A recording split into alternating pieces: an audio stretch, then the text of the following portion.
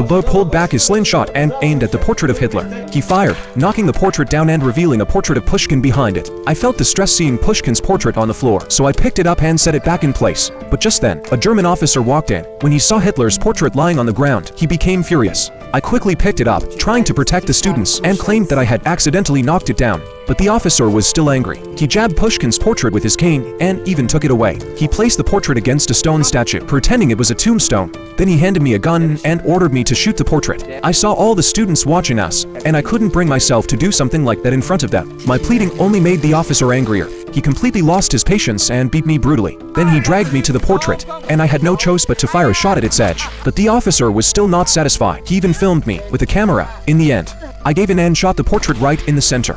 When I got up and saw the students, I was overwhelmed with despair. The reason this officer targeted me so relentlessly was that he had taken an interest in my wife, but she rejected him, so the officer vented his rage on me. On my way home, I suddenly remembered someone. Not long ago, a Soviet soldier had hidden in my barn and begged me to take him to the airport, but at that time, I refused. When I got home, I went to find the soldier and asked him to help me get rid of the officer. The soldier agreed without hesitation, so I helped him walk to the airport and prepare everything. But now, looking at the severely injured soldier barely clinging to life, I began to doubt whether I could truly take revenge. Right before he pulled the trigger, I suddenly pushed him over. The soldier was angry and confused, but I simply told him to wait for the next opportunity. I believe that one day, I will avenge my wife and children.